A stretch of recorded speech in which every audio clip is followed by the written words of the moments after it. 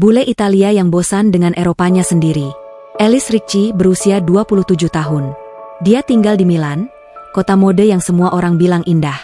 Apartemennya ada di lantai atas gedung tua di daerah Brera, jendelanya besar, pemandangan langsung ke atap-atap merah khas Italia.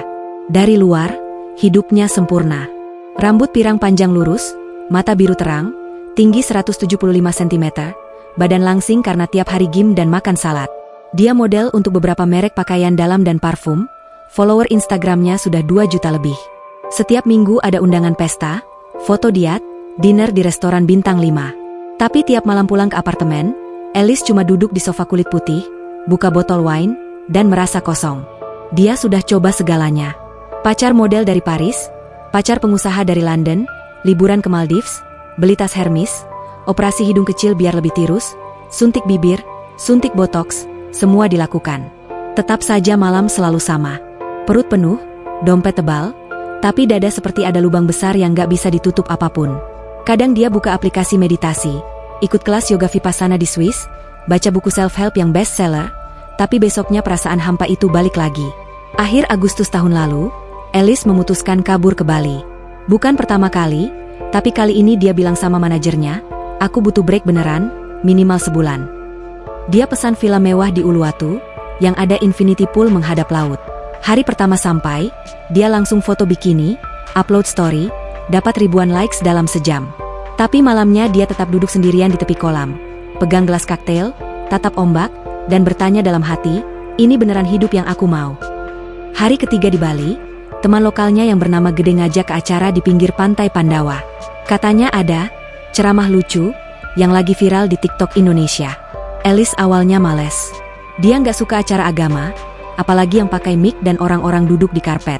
Tapi Gede bilang, "Santai aja, Ellis. Ini beda. Orangnya ngomong pakai jokes, nggak bikin ngantuk."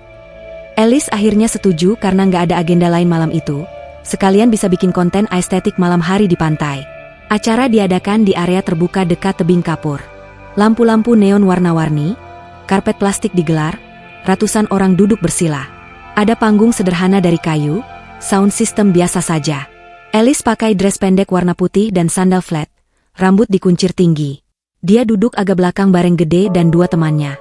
Orang-orang sekitar pada lirik-lirik, karena jarang lihat bule tinggi duduk lesehan di acara begitu. Pembawa acara naik, lalu memperkenalkan nama yang bikin penonton langsung riuh. Gus Miftah. Pria berkumis tipis, memakai sarung, kemeja koko lengan pendek, dan peci hitam. Dia naik panggung sambil bawa mic nirkabel, langsung buka dengan bercanda soal macet di Bali dan turis yang lupa pakai helm. Orang-orang ketawa. Ellis cuma senyum kecil, masih sibuk buka HP. Tapi lama-lama Ellis mulai dengar. Gus Miftah cerita soal orang kaya yang punya jet pribadi tapi tetap gelisah tiap malam. Dia bilang orang bisa punya duit triliunan, rumah di 7 negara, tapi kalau hati nggak tenang, sama saja nol besar. Nada bicaranya santai, pakai bahasa Jawa campur Indonesia, banyak guyonan, tapi tiap guyonan selalu ada makna yang nyentil. Ellis yang biasanya nggak suka topik agama, perlahan-lahan berhenti main HP. Dia taruh HP di tas, tatap panggung lekat-lekat. Satu bagian yang bikin Ellis seperti disambar petir, adalah saat Gus Miftah cerita soal orang barat yang keliling dunia cari kedamaian. Gus Miftah bilang, banyak bule datang ke pondoknya, awalnya cuma penasaran, tapi pulang bawa sesuatu yang nggak bisa dibeli uang. Dia nggak bilang harus masuk Islam, dia cuma bilang, "Coba sekali aja kamu sujud beneran, rasain getarannya di dada. Kalau nggak cocok, ya sudah, nggak ada yang maksa." Penonton ketawa lagi, tapi Ellis nggak ketawa. Dadanya seperti ditekan sesuatu yang berat. Acara selesai jam 11 malam. Orang-orang berebut foto sama Gus Miftah. Ellis cuma duduk di tempatnya, matanya berkaca-kaca. Gede nanya, "Kamu kenapa, El?" Ellis cuma geleng kepala, buru-buru berdiri, bilang mau pulang. Di mobil Gede, sepanjang jalan dia diam. Sesampai di villa, teman-temannya langsung tidur. Ellis malah duduk di balkon, buka laptop, ketik nama Gus Miftah di YouTube. 1 video, 2 video, 10 video. Dia nonton sampai jam 4 pagi. Ada video Gus Miftah ceramah di lapas, di kafe, di kampus, di masjid kecil. Selalu sama, lucu, santai, tapi dalam. Ellis buka kolom komentar, baca cerita orang-orang yang bilang hidupnya berubah setelah dengar Gus Miftah. Ada yang bilang berhenti minum alkohol, ada yang balik sholat, ada yang berdamai sama keluarga. Alice tutup laptop, masuk kamar mandi, lihat cermin. Matanya bengkak. Tapi untuk pertama kalinya dalam bertahun-tahun, dia merasa ada sesuatu yang hidup di dalam dadanya. Pagi harinya dia bangun kesiangan. Biasanya dia langsung foto sarapan avocado toast buat Instagram, tapi hari itu enggak. Dia cuma duduk di kasur, buka HP, cari-cari info tentang pondok pesantren yang dikelola Gus Miftah. Namanya Pondok Pesantren Ora Aji, ada di Plaosan, Magelang, Jawa Tengah. Websitenya sederhana banget, foto-fotonya biasa, nggak ada yang mewah. Tapi entah kenapa Alice nggak bisa berhenti scroll. Dia ingat kalimat Gus Miftah semalam, ketenangan itu nggak dicari di Maldives atau Swiss. Ketenangan itu dekat, cuma kita yang jauh. Alice pegang dada sendiri. Dia tahu lubang besar yang selama ini menganga di hatinya, seperti mulai ada yang menambalnya pelan-pelan. Tanpa sadar, dia sudah buka aplikasi tiket pesawat, lihat jadwal Milan, Denpasar, Semarang. Dia ketawa kecil sendiri di kamar hotel mewah itu. Gila. Seorang model Italia mau pergi ke desa di Jawa Tengah cuma karena dengar ceramah 10 menit di pinggir pantai. Tapi Alice nggak lagi peduli kelihatan gila atau tidak. Untuk pertama kalinya dalam hidupnya, dia merasa ada tujuan yang bikin jantungnya berdegup kencang bukan karena takut, bukan karena alkohol, bukan karena pria, tapi karena sesuatu yang jauh lebih besar. Dia tutup laptop, buka lemari, ambil koper besar. Dia belum tahu bakal tinggal berapa lama di Indonesia. Yang dia tahu cuma satu, dia harus ke tempat Gus Miftah mengajar. Sekarang juga. Keputusan gila yang gak masuk akal. Alice Ricci menghabiskan 3 hari berikutnya seperti orang kesurupan. Pagi sampai malam dia cuma duduk di sofa villa sambil buka laptop dan ponsel. Cari informasi sebanyak mungkin tentang Gus Miftah dan pondok pesantrennya. Dia nemu akun Instagram resmi pondok, foto-foto santri pakai seragam putih biru, musala kayu sederhana, Gus Miftah foto bareng anak-anak kecil, dan caption-caption pendek yang selalu berakhir dengan kata, Ora Aji, Slawe. Alice nggak ngerti artinya, tapi tiap buka postingan itu hatinya jadi hangat. Dia mulai chat orang-orang di Instagram yang pernah komen di video Gus Miftah.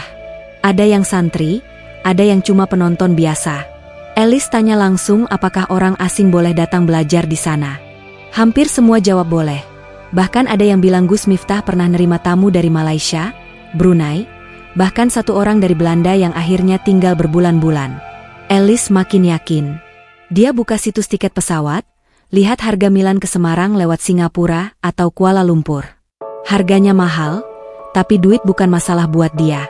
Malam keempat di Bali, Alice akhirnya video call teman dekatnya di Milan, namanya Sofia. Begitu kamera nyala, Sofia langsung teriak kegirangan lihat background villa mewah. Tapi senyumnya langsung hilang waktu Alice bilang dia mau pergi ke Jawa Tengah, tinggal di pondok pesantren. Sofia kaget, matanya membelalak, terus ketawa ngakak sampai megang perut. Dia pikir Alice bercanda. Alice cuma diam, tatap layar HP dengan serius. Sofia berhenti ketawa, sadar temennya beneran. Sofia mulai panik. Dia bilang Alice pasti lagi kena burnout, lagi depresi, atau mungkin kena scam orang Indonesia. Dia nyuruh Alice pulang ke Milan, ketemu psikolog langganan mereka, atau minimal liburan ke Mykonos bareng dia. Alice cuma geleng pelan. Dia bilang dia nggak gila, dia cuma mau coba sesuatu yang beda.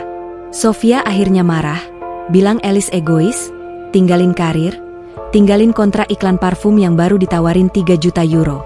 Call ditutup dengan Sofia nangis dan Alice cuma diam. Besok paginya Alice sudah beli tiket untuk terbang ke Semarang 5 hari lagi. Dia masuk aplikasi Shopee, beli baju kurung, gamis polos warna gelap, kerudung segi 4, kaos kaki, sandal swallow, semuanya warna aman. Dia nggak mau datang ke pondok pakai baju pendek, lalu dikira nggak sopan. Paket datang dalam 2 hari, dia coba pakai di depan cermin villa. Awalnya canggung banget, kerudungnya miring, gamisnya kepanjangan, tapi dia latihan sampai rapi. Dia juga mulai cari-cari informasi soal Magelang. Dia tahu itu bukan kota besar, nggak ada mall mewah, nggak ada klub malam. Google Maps nunjukin jalan kecil, sawah, gunung di kejauhan. Alice nggak takut, malah excited. Dia packing 1 koper besar dan 1 ransel. Dia bawa paspor, kartu kredit, laptop, charger, obat-obatan pribadi, dan beberapa potong gamis baru. Dia tinggalin semua baju seksi dan high heels di villa, suruh pembantu rumah villa simpen. 2 hari sebelum berangkat, Alice ke dokter di Kuta buat cek kesehatan dan minta suntik vaksin apa saja yang dibutuhkan. Dokter bingung ngeliat pasien bule cantik tiba-tiba minta vaksin tifoid dan hepatitis. Biasanya turis cuma minta obat anti malaria. Alice cuma bilang dia mau tinggal lama di pedesaan Jawa Tengah. Dokter mengangguk pelan, mungkin mikir dalam hati orang kaya memang aneh. Malam sebelum terbang, Alice duduk di balkon villa buat terakhir kali. Dia buka Instagram, lihat postingan terakhirnya, foto bikini di kolam renang, caption, "Living my best life." Likes-nya sudah 300.000. Dia scroll ke bawah, lihat komentar orang-orang yang muji badannya, muji hidupnya, muji kecantikannya.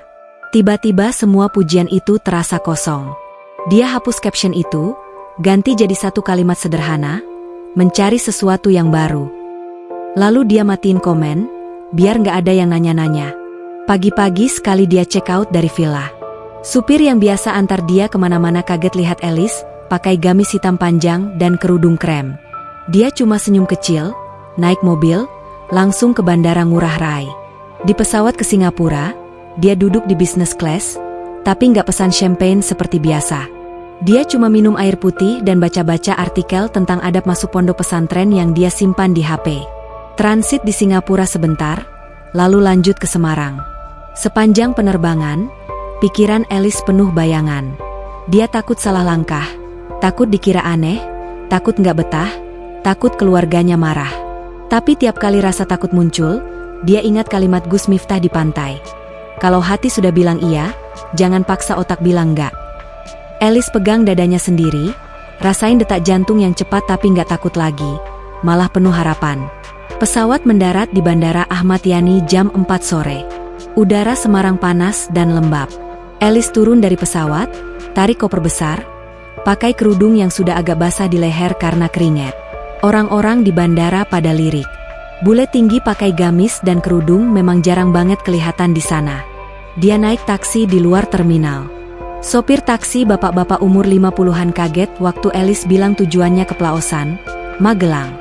Sepanjang jalan, sopir taksi ngeliatin Alice lewat kaca spion berkali-kali. Akhirnya dia nanya dalam bahasa Indonesia yang pelan, apakah Alice mau ke pondoknya Gus Miftah? Alice mengangguk. Sopir taksi langsung senyum lebar. Bilang Gus Miftah orang baik, sering bagi-bagi sembako, sering ceramah di masjid dekat rumahnya. Alice cuma senyum balik. Gak ngomong banyak karena bahasa Indonesianya masih sebatas, terima kasih, dan selamat malam. Perjalanan dari Semarang ke Magelang makan waktu hampir 3 jam. Jalanan mulai gelap, lampu mobil berlawanan silau, sawah di kanan kiri terlihat hitam pekat. Alice lihat papan nama desa-desa kecil, warung makan pinggir jalan, motor lelet jalannya. Semua terasa asing, tapi anehnya hatinya tenang. Sesekali dia buka HP, lihat foto pondok di Google, perbesar gambar gerbangnya yang sederhana dari kayu. Sampai di depan gerbang pondok pesantren Ora Aji jam 8 malam. Lampu neon putih di atas tulisan Arab dan Latin menyala terang. Gerbangnya terbuka lebar, ada beberapa motor parkir di depan. Alice turun dari taksi, bayar sopir, tarik koper sendiri. Kaki dia gemetar sedikit. Dia berdiri sebentar di depan gerbang, tarik napas dalam-dalam. Udara malam desa terasa sejuk, bau rumput basah dan asap kayu bakar dari dapur pondok. Alice melangkah masuk. Jantungnya berdegup kencang, tapi kali ini degupannya bukan karena takut gagal, bukan karena takut sendirian. Degupannya karena dia tahu, malam itu dia baru saja memulai babak baru yang gak pernah dia bayangkan sebelumnya. Seorang model dari Milan, berdiri di depan pondok pesantren kecil di Jawa Tengah, siap belajar dari nol. Hari pertama di pondok yang bikin culture shock. Alice Ricci berdiri di depan gerbang pondok pesantren Ora Aji dengan koper besar dan ransel di punggung. Malam sudah gelap, lampu neon di atas gerbang menyala putih terang. Dari dalam terdengar suara anak-anak baca Al-Quran pelan-pelan, kadang terputus, lalu mulai lagi. Bau nasi goreng dari dapur pondok tercium samar. Alice tarik napas dalam, lalu melangkah masuk. Sepatu sandal barunya berderit di atas jalan cor yang agak retak. Seorang bapak satpam langsung mendekat. Dia pakai sarung dan kemeja koko, rambutnya sudah putih separuh. Matanya membelalak lihat bule tinggi pakai gamis hitam dan kerudung krem berdiri sendirian. Elis cuma senyum kecil, angkat tangan kanan sedikit sebagai salam. Bapak Satpam balas senyum, lalu buru-buru panggil orang lain. Nggak sampai 2 menit, seorang ibu parubaya berkerudung biru tua datang cepat-cepat. Namanya Bu Lilik, pengurus asrama putri. Dia langsung jabat tangan Elis dengan 2 tangan, senyum lebar, matanya berbinar. Elis dibawa masuk ke kantor tamu yang kecil. Ruangannya sederhana, kursi plastik, meja kayu, kipas angin dinding yang bunyinya berisik. Dindingnya penuh foto Gus Miftah bareng tamu-tamu dari luar negeri. Bu Lilik tanya pelan-pelan pakai bahasa Indonesia yang jelas, apakah Elis mau tinggal lama atau cuma berkunjung. Elis jawab sebisanya, bahasa Inggris campur Indonesia, bahwa dia ingin belajar agama dan tinggal beberapa waktu. Bu Lilik langsung mengangguk berkali-kali, seolah sudah biasa dapat tamu aneh. Malam itu juga Elis dikasih kamar tamu di lantai 2 asrama putri. Kamarnya kecil, 3x3 meter, lantai keramik dingin, kasur busa tipis warna biru, bantal guling biasa, lemari kayu triplek, dan kipas angin kecil di sudut. Kamar mandinya di ujung koridor, jongkok, ember, gayung plastik, sabun colek. Elis berdiri di tengah kamar, taruh koper, lalu duduk di kasur. Kasur langsung amblas. Dia hampir nangis, tapi tahan. Dia ingat villa di Bali yang kasurnya king size dan AC 18 derajat. Sekarang dia cuma punya kipas angin yang muternya pelan banget. Elis buka koper, keluarkan piyama panjang yang dibeli di Shopee, ganti baju, lalu duduk di lantai. Dia buka HP, mau cerita ke Sofia, tapi sinyal cuma 3G dan lemot banget. Akhirnya dia matiin HP, taruh di atas lemari. Dia baring di kasur, kipas angin berisik di telinga. Di luar terdengar suara santriwati jalan cepat ke kamar mandi, bisik-bisik, ketawa pelan. Elis tutup mata, tapi nggak bisa tidur. Bau sabun colek dan kapur barus dari kasur menusuk hidung. Dia kangen parfum mahalnya, kangen kasur empuk, kangen hidup yang dulu. Tiba-tiba jam 3 pagi, suara adzan subuh menggema dari masjid sebelah. Suaranya keras, langsung masuk ke kamar lewat jendela yang terbuka. Elis langsung duduk, jantungnya berdegup kencang. Dia belum pernah dengar adzan langsung begitu dekat. Suaranya naik turun, panjang, bikin bulu kuduk berdiri. Elis buru-buru pakai kerudung lagi, ambil air wudhu di kamar mandi dengan tangan gemetar. Airnya dingin banget, lantainya licin. Dia hampir jatuh 2 kali. Dia jalan ke musala putri yang ada di lantai bawah. Musalanya kecil, karpet warna hijau lusuh, kipas angin plafon muter pelan. Santriwati sudah pada duduk rapi, pakai mukena putih. Elis masuk pelan-pelan, berdiri paling belakang, takut ganggu. Dia cuma ikut-ikutan gerakan orang depan. Takbir, ruku, sujud, duduk. Dia nggak tahu baca apa, cuma ikut berdiri dan sujud bareng yang lain. Pas sujud pertama, dahi dia kena karpet yang agak berdebu, tapi entah kenapa dadanya bergetar. Ada rasa hangat yang naik dari perut ke tenggorokan. Dia nggak nangis, tapi matanya basah. Selesai sholat, semua santriwati pada salam-salaman. Elis cuma berdiri di pojokan, nggak tahu harus ngapain. Tiba-tiba ada anak kecil umur 13 tahun mendekat. Namanya Aisyah. Badannya mungil, kulit sawo matang, mata bulat, pakai kerudung instan warna pink. Dia senyum lebar, giginya agak tonggos.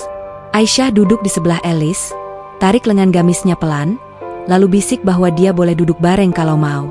Elis cuma mengangguk, ikut Aisyah duduk di baris paling belakang. Setelah sholat subuh, semua kembali ke kamar. Elis ikut Aisyah ke kamarnya di lantai 1. Kamar Aisyah lebih kecil lagi. Isinya 4 kasur susun, lemari kecil, dan tumpukan buku pelajaran. Aisyah kasih Elis segelas teh hangat manis dalam gelas kaca. Elis minum pelan, rasanya aneh, terlalu manis, tapi hangat di tenggorokan. Mereka duduk di lantai, Aisyah mulai tanya dari mana, mau tinggal berapa lama, bisa baca Quran belum.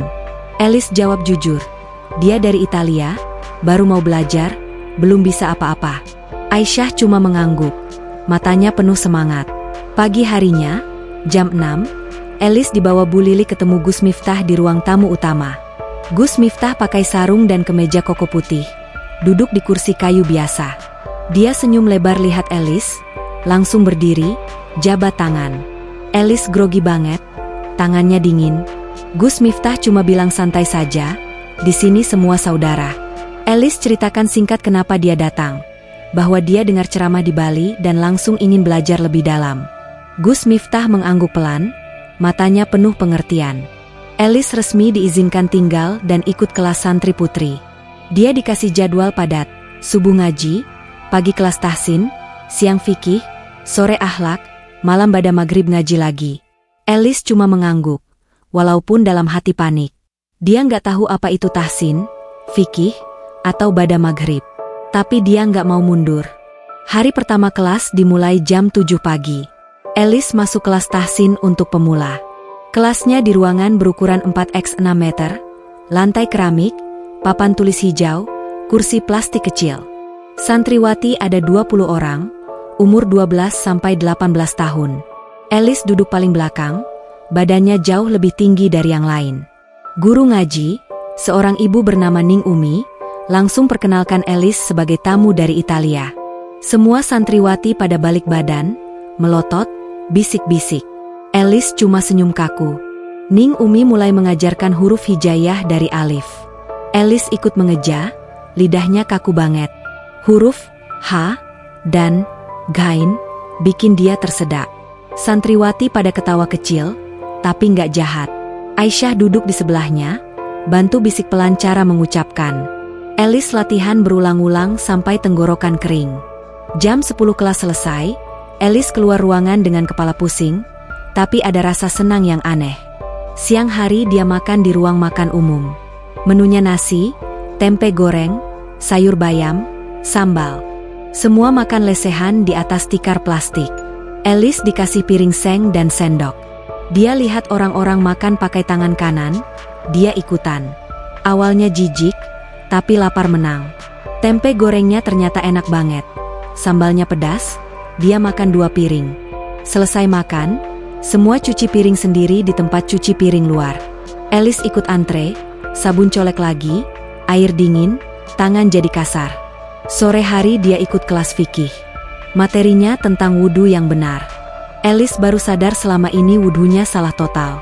Dia latihan berulang-ulang di kamar mandi umum, basah semua gamisnya. Malam hari setelah Isya, dia ikut ngaji lagi. Badannya sudah pegal semua, kaki kesemutan, tapi dia tetap duduk sampai selesai. Belajar dari nol, termasuk cara makan pakai tangan. Elis Ricci bangun jam 3 pagi karena adzan subuh yang menggelegar. Matanya masih berat, badannya pegal semua, tapi dia langsung duduk di kasur.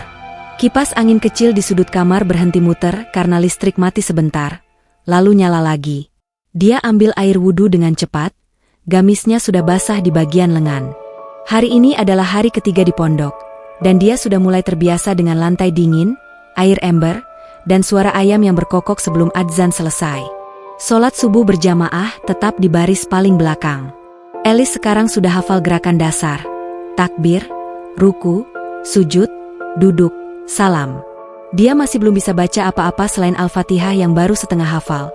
Jadi pas imam baca surat pendek, dia cuma diam dan dengar. Tapi tiap sujud, dahi menyentuh karpet lusuh itu, dia rasakan getaran yang sama seperti hari pertama. Dadanya hangat, seperti ada yang pelan-pelan membersihkan kotoran bertahun-tahun.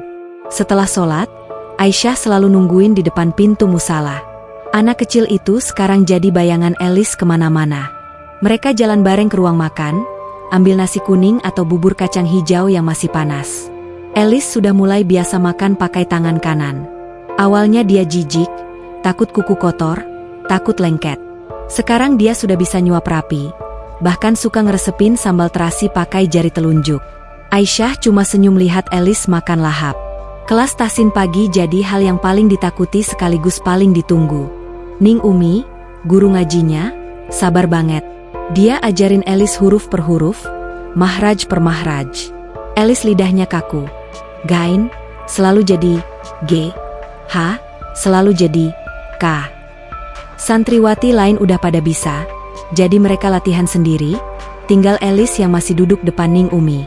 Kadang Ning Umi pegang dagu Elis pelan, suruh buka mulut lebar, lalu tarik lidahnya sedikit biar bunyinya benar. Elis malu banget, tapi dia nggak protes. Setiap berhasil ngucapin satu huruf dengan benar, Ning Umi angguk puas, dan Alice rasanya mau lompat kegirangan. Siang hari kelas fikih dasar. Materinya sekarang tentang niat. Alice baru tahu bahwa semua ibadah harus dimulai dengan niat di hati. Dia duduk di lantai, kaki selonjor karena pegal, sambil catat pakai pulpen di buku tulis yang dibeli seharga Rp5.000 di warung dekat pondok. Tulisannya masih jelek, campur bahasa Inggris dan Indonesia. Dia tulis besar-besar, niat itu seperti tombol start mobil. Kalau nggak dinyalain, mesin nggak jalan. Sore hari ada kelas akhlak. Guru laki-laki, Pak Yasin, yang ngajar. Dia cerita soal jaga pandangan, jaga lisan, jaga hati. Alice dulu biasa pakai bikini di pantai, foto toples buat majalah, pacaran sama banyak orang. Sekarang tiap dengar kata, jaga pandangan, dia langsung ingat masa lalu. Dia nggak malu, cuma ngerasa bersyukur bisa mulai dari nol. Dia catat lagi, pandangan itu pintu hati. Kalau pintunya dibuka sembarangan, tamu jelek masuk. Malam hari setelah Isya, Alice ikut ngaji kitab kuning bareng santriwati kelas atas. Dia cuma duduk di pojokan, dengar mereka baca terjemahan bahasa Indonesia. Kadang Aisyah bisik nerjemahin pelan-pelan. Alice mulai paham kata-kata seperti takwa, sabar, syukur. Dia ulang-ulang dalam hati sampai tertidur. 1 minggu berlalu dengan cepat. Alice sekarang bisa baca Al-Fatihah tanpa ngeliat buku, walaupun masih pelan dan terbata-bata. Dia sudah hafal gerakan sholat lengkap, termasuk doa iftitah dan doa kunut. Wudhunya juga udah rapi, nggak kebasahan lagi gamisnya. Dia mulai coba puasa Senin Kamis. Hari pertama puasa dia lemes banget, kepala pusing, tapi Aisyah nemenin duduk di teras musala sambil kipas-kipas pakai buku. Pas buka puasa dengan kurma dan teh manis, Alice rasanya mau nangis saking enaknya. Makan pakai tangan sekarang jadi kebiasaan baru yang dia suka. Dia bahkan mulai bisa ngerol nasi, tempe, dan sambal jadi satu genggaman, lalu masuk mulut tanpa tumpah. Santriwati pada kagum, bilang Alice cepet banget belajar. Alice cuma ketawa, bilang dulu di Italia dia makan pakai garpu perak, sekarang makan pakai tangan di atas tikar plastik, tapi kok lebih enak. Alice juga mulai kenal santriwati lain. Ada yang namanya Vina, umur 15, suka gambar henna. Ada juga Zahra, umur 17, jago baca Quran cepat. Mereka sering ngumpul di kamar Alice malam-malam, bawa gorengan atau kue kering dari rumah. Alice belajar makan kerupuk jengkol, awalnya bau banget, tapi lama-lama ketagihan. Mereka ajarin Alice kata-kata Jawa ngoko, seperti mangan, makan, turu, tidur, adoh, jauh. Alice latihan ngomong, lidahnya kaku lagi, tapi mereka pada ketawa seneng. Satu hal yang bikin Alice kaget adalah betapa sederhananya hidup di pondok, tapi semua orang kelihatan bahagia. Santriwati nggak punya HP mahal, nggak punya baju branded, tapi tiap ketawa lepas banget. Mereka bagi-bagi makanan, saling pinjam sabun, saling bantu nyapu kamar. Alice yang dulu hidup sendirian di apartemen mewah, sekarang tidur bareng suara kipas angin berisik, tapi nggak pernah merasa kesepian lagi.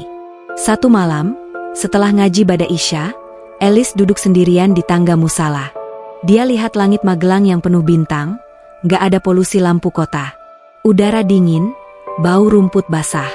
Dia buka HP, cuma nyalain sebentar buat cek pesan.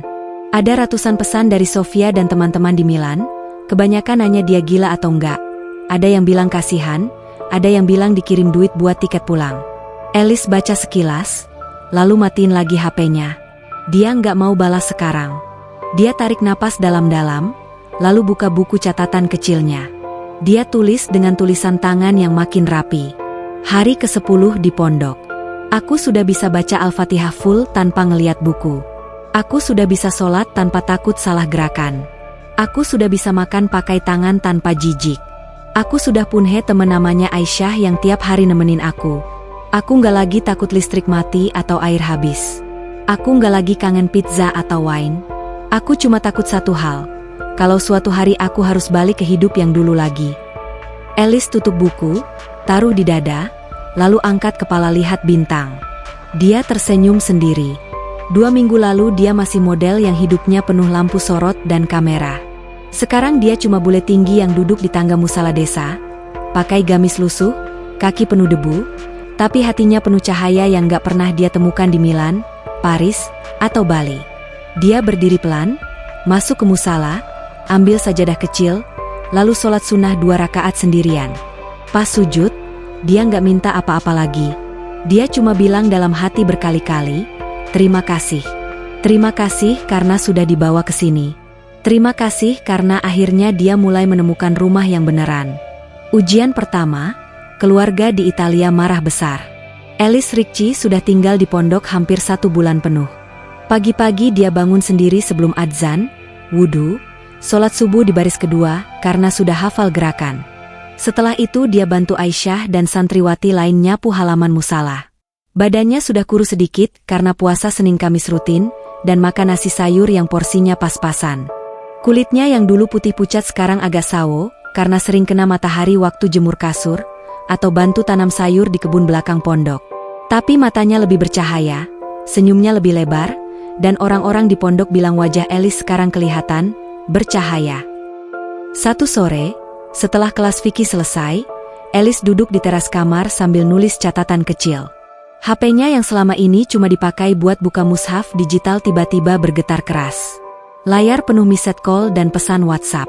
Ada 50 lebih panggilan dari mama dan papanya di Milan, 30 dari Sofia, dan grup keluarga Italia meledak dengan pesan panik. Ellis buka grup itu dengan tangan gemetar. Mamanya langsung kirim voice note panjang. Suaranya nangis-nangis, bahasa Italia cepet banget. Intinya, mereka baru tahu Ellis tinggal di pesantren di desa Jawa Tengah dari postingan teman Ellis di Instagram yang tag lokasi. Mereka pikir Ellis diculik, atau kena cuci otak, atau terjebak sindikat.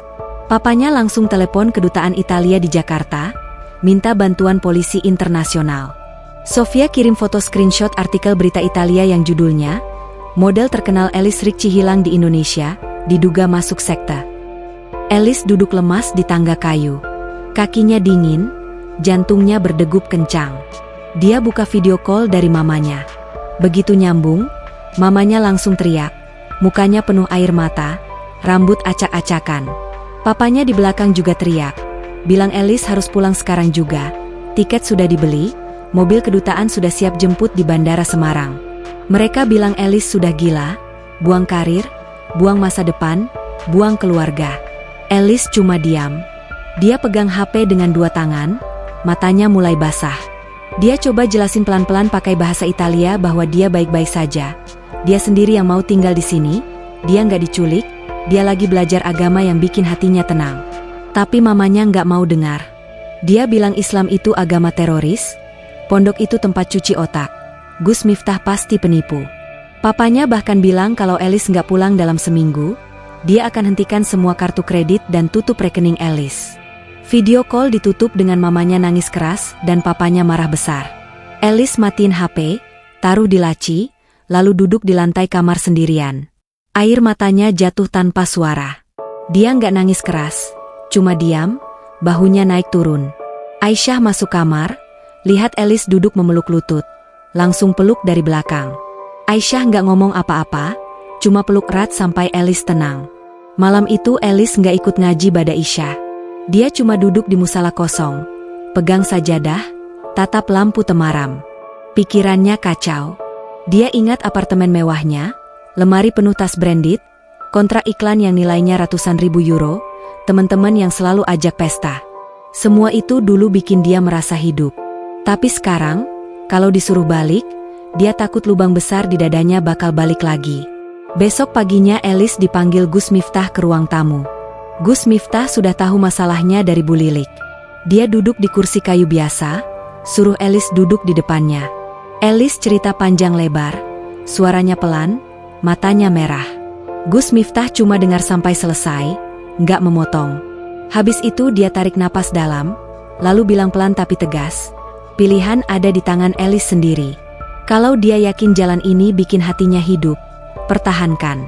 Keluarga pasti marah dulu, tapi suatu saat mereka akan lihat perubahan yang nyata. Kalau Ellis goyah sekarang, dia bakal nyesel seumur hidup. Ellis pulang ke kamar dengan hati masih berat. Dia buka HP lagi, lihat ratusan pesan baru. Ada yang dari agen modelnya, bilang kontrak parfum besar dibatalkan karena Alice hilang. Ada yang dari mantan pacar, bilang Alice bodoh buang hidup enak. Ada grup teman Milan yang bikin meme Alice pakai kerudung dengan tulisan, From Runway to Runaway. Alice baca semua, lalu tarik napas panjang. Dia ambil keputusan besar malam itu. Dia matiin HP Italianya, cabut kartu SIM, masukin laci paling bawah, lalu tutup rapat. Dia nggak mau dengar apa-apa lagi selama sebulan. Dia cuma mau fokus belajar, fokus sholat, fokus jadi orang yang lebih baik. Dia tulis di buku catatan kecilnya. Hari ini aku dimusuhi keluarga sendiri. Hari ini aku kehilangan kartu kredit, kontrak kerja, teman-teman pesta. Tapi hari ini juga aku merasa paling bebas dalam hidupku. Aku nggak lagi takut sendirian, karena aku punya Allah yang selalu dengar. Sebulan berikutnya Alice benar-benar hilang dari dunia luar. Dia nggak buka Instagram, nggak buka email, nggak kontak siapa-siapa dari Italia. Dia cuma hidup di pondok, bangun subuh, ngaji, bantu masak di dapur umum, nyapu halaman, ngajar bahasa Inggris gratis buat santri kecil tiap sore. Dia sudah bisa baca Quran sampai juz 30 full, walaupun masih pelan. Dia sudah hafal beberapa doa harian, bisa puasa full tanpa lemes lagi. Santriwati lain mulai sayang banget sama Alice. Mereka kasih julukan, Mbak Bule, dengan cinta. Aisyah tidur bareng Alice tiap malam karena takut Alice sedih sendirian. Kalau Alice diam lama, Aisyah peluk dari samping tanpa kata-kata. Alice sering nangis di musala malam-malam, tapi nangisnya beda sekarang. Nangis karena tenang, bukan karena hampa. 2 bulan setelah HP dimatikan, Alice sudah bisa baca Quran lancar, walau tajwidnya masih perlu dibenahi.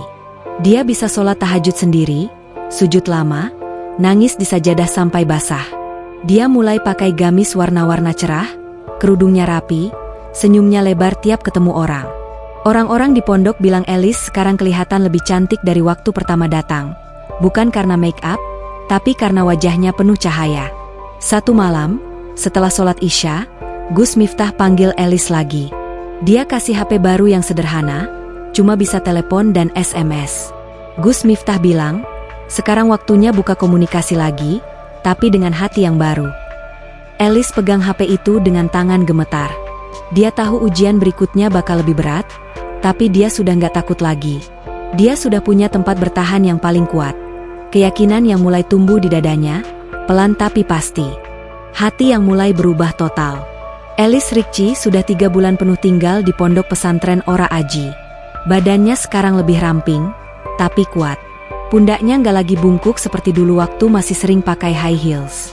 Kulitnya sawo matang merata, rambut pirangnya selalu rapi di dalam kerudung, dan matanya biru sekarang selalu terlihat tenang.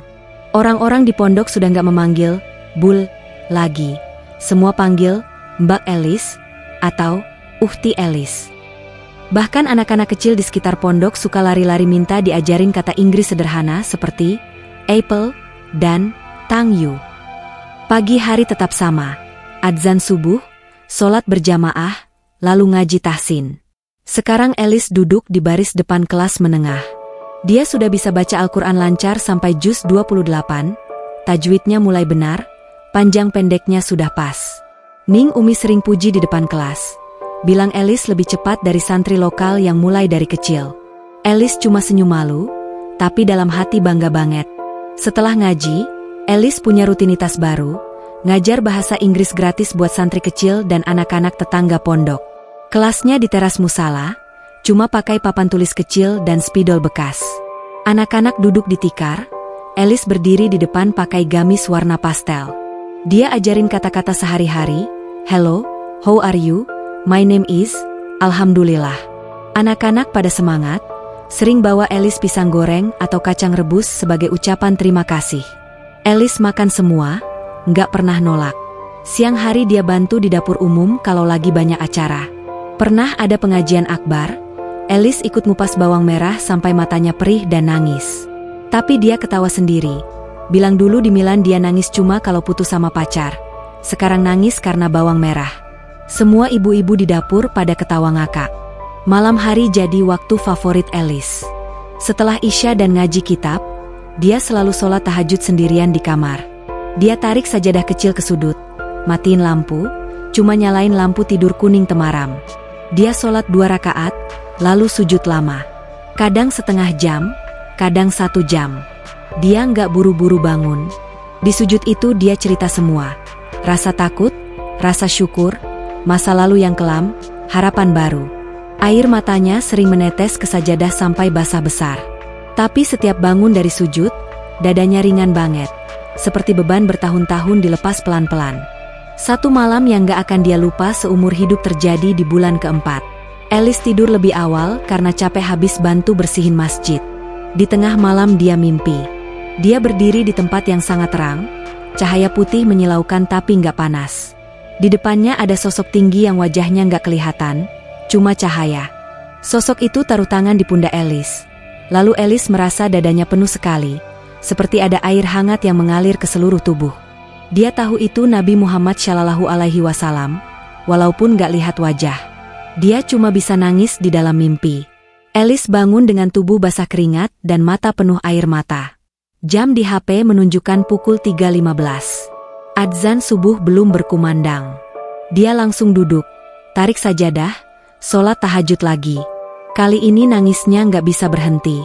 Dia sujud, kepala di lantai, tangan gemetar. Dia nggak minta apa-apa, cuma bilang, terima kasih, berulang-ulang sampai suara habis.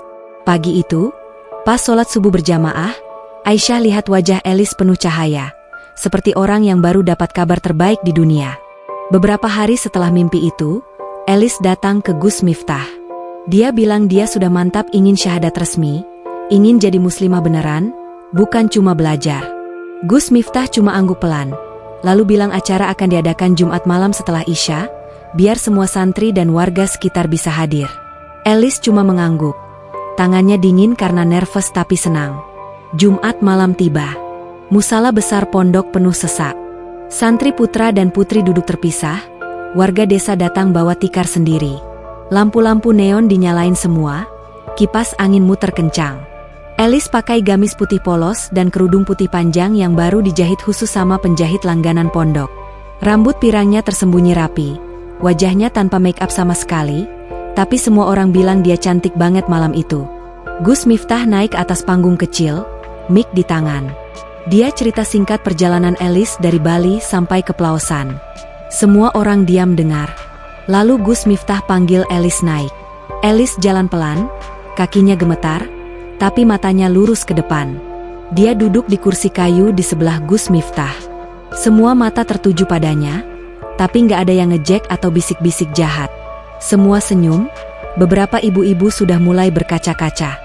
Gus Miftah mulai memandu 2 kalimat syahadat. Alice ikut ngomong pelan tapi jelas. Suaranya bergetar di awal, tapi makin kuat di akhir. Pas selesai, seluruh musala langsung riuh tepuk tangan dan takbir. Allahu Akbar, Allahu Akbar. Alice menunduk, air matanya jatuh ke lantai. Gus Miftah kasih nama Islam barunya, Aisyah Alice Nur Hasanah. Nama Aisyah dari istri Nabi, Alice tetap dipertahankan, Nur artinya cahaya, Hasanah artinya kebaikan. Setelah syahadat, semua santriwati langsung peluk Alice bergantian. Aisyah yang kecil peluk paling lama, nangis di dada Alice. Ibu-ibu pada kasih selamat, kasih tisu, kasih kue. Malam itu pondok bagi-bagi nasi kotak buat semua yang hadir. Alice makan di pojokan bareng Aisyah, tangannya masih gemetar, tapi senyumnya nggak hilang-hilang. Besok paginya, Alice resmi pindah kamar ke asrama santriwati tetap. Dia dapat tempat tidur susun di kamar yang sama dengan Aisyah, Vina, dan Zahra.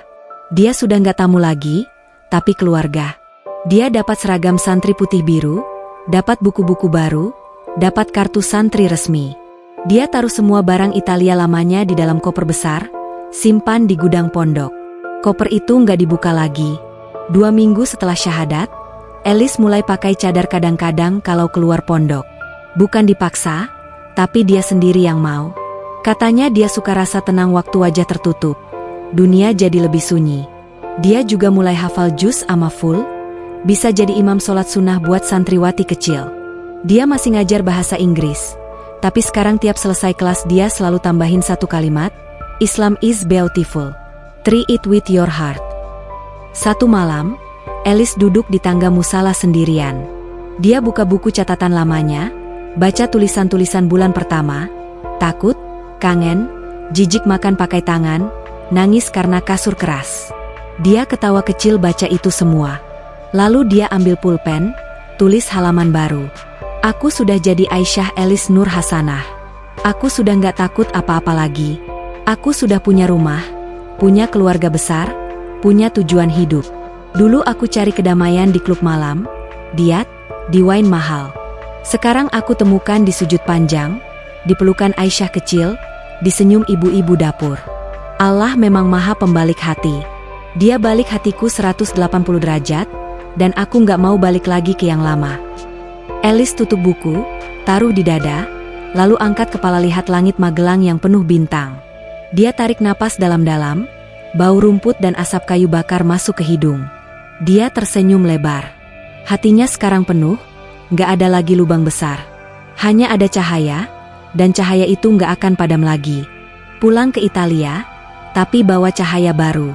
1 tahun sudah berlalu sejak Alice Ricci pertama kali turun dari taksi di depan gerbang pondok pesantren Ora Aji.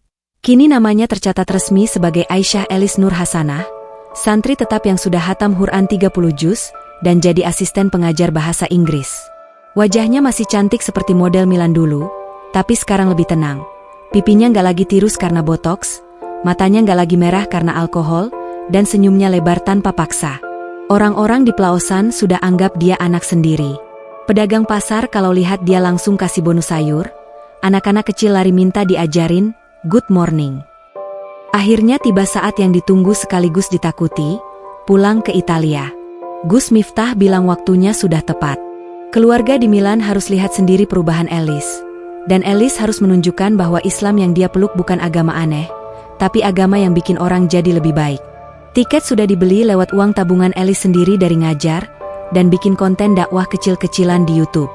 Dia cuma bawa 1 koper sedang. Isinya gamis, mukena, Al-Quran, dan oleh-oleh kain batik buat keluarga.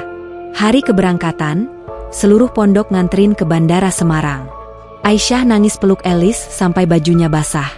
Vina dan Zahra kasih gelang manik-manik buatan tangan. Gus Miftah cuma peluk Alice sebentar, lalu bilang pelan, bawa cahaya Jawa Tengah ke Eropa, nak. Alice angguk, matanya berkaca-kaca, tapi dia tahan biar nggak nangis di depan semua orang. Pesawat mendarat di Milan malam hari. Udara dingin menusuk tulang, 8 derajat. Alice turun pakai gamis tebal warna abu-abu, kerudung lebar, mantel panjang hitam, dan kaos kaki tebal. Orang-orang di bandara pada melotot. Bule tinggi pakai pakaian begitu masih jarang banget di Italia. Dia tarik koper kecil sendiri, nggak pakai troli, jalan pelan ke pintu kedatangan. Mama dan papanya sudah nunggu di luar. Mamanya pakai mantel bulu, rambut pendek dicat coklat, matanya bengkak. Papanya pakai jas hitam, mukanya tegang. Begitu lihat Alice, mamanya langsung lari peluk. Pelukan itu lama banget. Mamanya nangis di bahu Alice sampai mantelnya basah. Papanya cuma berdiri, matanya merah, tapi nggak bisa ngomong. Alice peluk mamanya erat, lalu cium tangan papanya pelan. Mereka bertiga diam di tengah keramaian bandara, cuma peluk dan nangis. Di mobil menuju rumah, suasana masih tegang. Mamanya terus pegang tangan Alice, takut lepas. Papanya nyetir diam. Alice cuma senyum kecil, nggak banyak bicara. Sampai di apartemen lama Alice di Brera, semuanya masih sama, sofa kulit putih, lukisan mahal, lemari kaca penuh tas branded. Tapi Alice nggak langsung masuk kamar lamanya. Dia taruh koper di ruang tamu, lalu duduk lesehan di karpet, buka koper, keluarkan Al-Quran dan sajadah lipat. Dia sholat Isya di situ, di depan mama dan papanya yang cuma bengong lihat. Malam pertama tidur di Milan, Alice nggak pakai kasur king size lamanya. Dia taruh kasur tipis di lantai kamar, tidur pakai sajadah sebagai selimut. Mamanya masuk kamar, lihat anaknya tidur lesehan, nangis lagi di luar pintu. 2 minggu di Milan jadi waktu pembuktian. Alice bangun subuh, sholat di kamar, baca Quran pelan-pelan. Mamanya mulai ikut duduk di samping, cuma lihat. Alice masak sarapan halal, roti, telur rebus, buah, teh tanpa gula. Dia nggak lagi minum kopi hitam atau wine. Papanya yang dulu suka marah-marah kalau sarapan telat, sekarang diam aja lihat Alice gerak tenang di dapur. Alice ketemu teman-teman lama satu persatu. Sofia datang ke apartemen, kaget lihat Alice pakai gamis dan kerudung. Awalnya canggung, tapi Alice tetap ramah. Buatin teh, cerita pelan tentang hidupnya di Magelang. Sofia yang dulu ngejek, sekarang diam, matanya berkaca-kaca. Beberapa mantan pacar telepon, minta ketemu, tapi Alice tolak halus, bilang dia sudah berubah. Alice mulai buka kelas ngaji online kecil-kecilan buat orang Eropa yang penasaran Islam versi Indonesia. Awalnya cuma 5 orang, lama-lama jadi 50. Dia pakai bahasa Inggris, cerita pengalaman sendiri, ajarin baca Al-Fatihah pelan-pelan. Viewer dari Italia, Belanda, bahkan Amerika mulai banyak. Dia nggak minta bayaran, cuma minta mereka coba sholat sekali aja dengan hati. Mamanya mulai ikut-ikutan.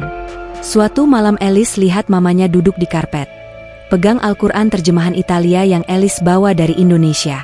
Mamanya baca pelan, matanya basah. Papanya mulai kurangi minum wine, bahkan pernah ikut Alice sholat sunnah di samping, walaupun cuma berdiri dan lihat. 1 bulan di Milan cukup. Alice tahu rumah sebenarnya ada di Magelang. Dia beli tiket balik, kali ini sendiri. Di bandara, mamanya peluk lagi, bilang dia bangga punya anak yang kuat. Papanya kasih ciuman di kening, bilang rekening Alice dibuka lagi kalau suatu hari butuh. Alice cuma senyum, bilang dia sudah nggak butuh uang sebanyak dulu.